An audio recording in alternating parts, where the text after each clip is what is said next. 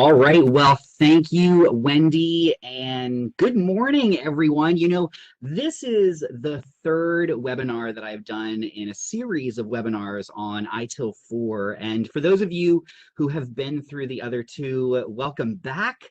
For those of you who are new to these ITIL webinars, welcome. I'm so glad to be here with all of you today to look at how we go about getting value out of the ITIL 4 service value chain, or SVC. Now, I'm sure many of you already know ITIL 4 has been around since early 2019. It actually recently celebrated its 2-year anniversary, and it is still a best practice framework in service management. And ITIL 4 has really evolved to address the needs of the ever-changing business and technology landscapes in order to deliver value. And that's really what we're going to look at.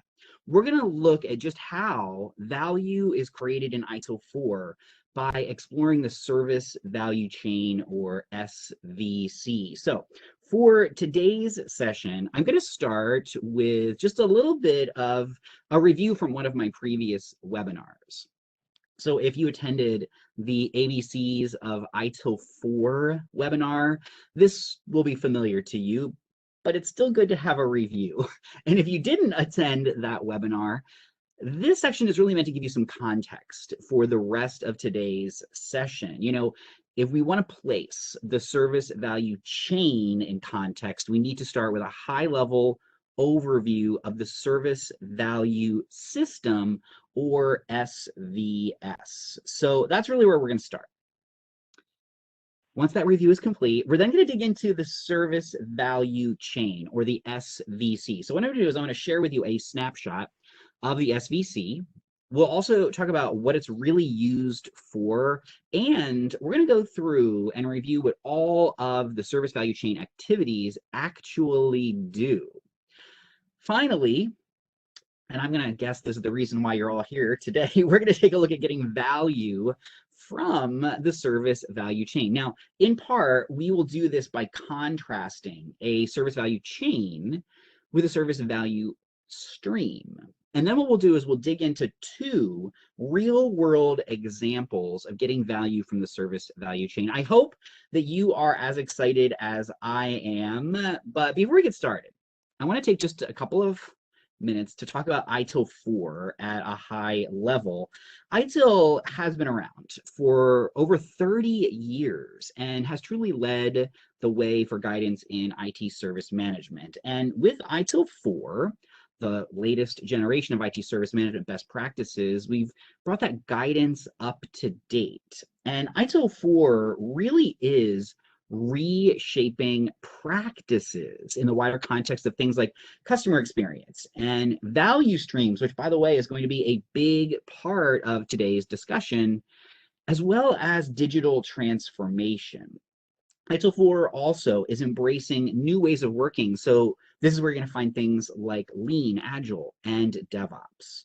ITIL 4 provides guidance to address new service management challenges and to use the potential of modern technology.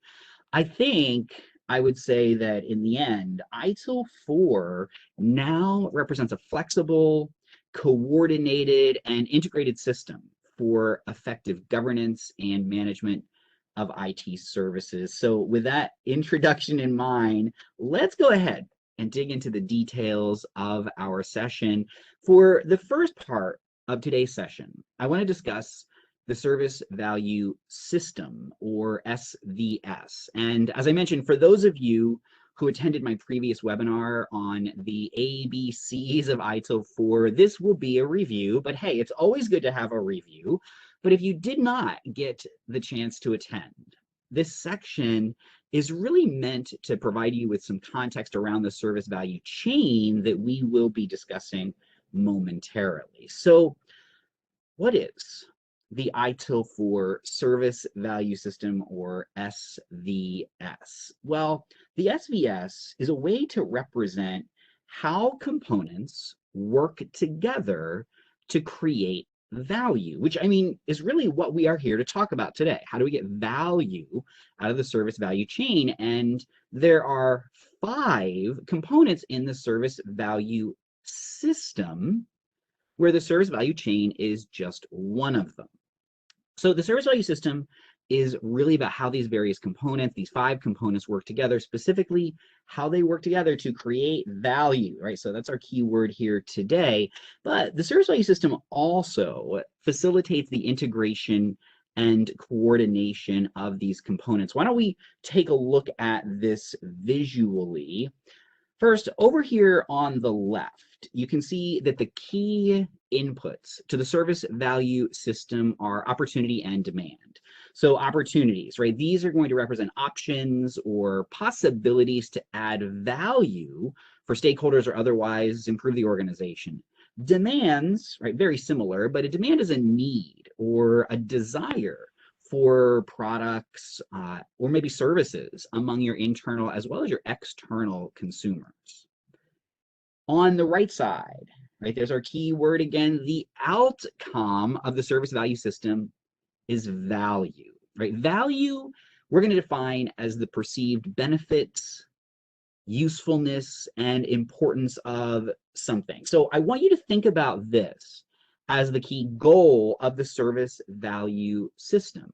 The ITIL service value system can enable the co-creation of many different types of value, right? Value is the outcome here for a really wide group of stakeholders.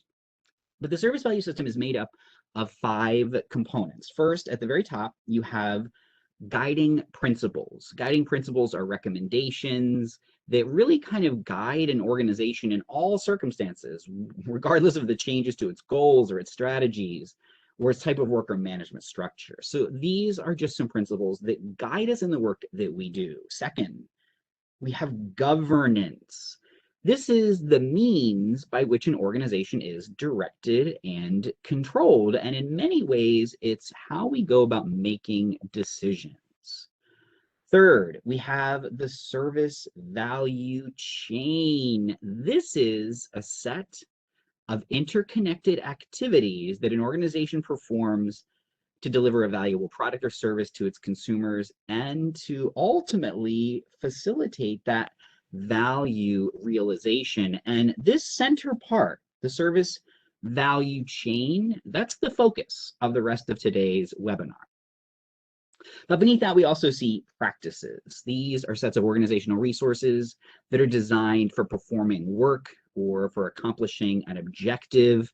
In previous iterations of the ITIL framework, like ITIL v3 and ITIL 2011, practices were more often called processes like incident management and problem management and service level management. And certainly now in ITIL 4, these practices support the service value chain, which we're going to see a little bit later on in this webinar. Finally, the last piece of the service value system is continual improvement. Hi there, hope you enjoyed that last clip. My name is Michael Maludis, and if you'd like to watch the full 60 minutes of that last webcast, while also gaining complete unlimited access to our entire library of IT learning, simply visit our subscribe page at greatpro.org/subscribe. Unlimited annual access is $199 per year. But if you use the coupon code LEARN2EARN, you can drop that membership fee to just $149. That's less than $13 per month for unlimited access to over 1,000 hours of on-demand career development, covering the entire spectrum of IT management best practices, including business analysis and requirements, software development, quality and testing, risk management, process improvement, project management, and even digital transformation. But your membership doesn't just give you unlimited access to our vast learning library. You also get free access to our mobile app, as well as direct access to our network of over 300 of the world's leading IT consultants, all of whom are dedicated to putting practical knowledge at your fingertips so that you can learn more and earn more. I hope you will join me in becoming a member of the Great IT Professional and advancing your career with us.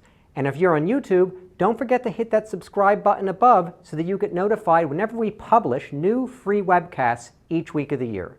Thank you for your time and best wishes for your continued success.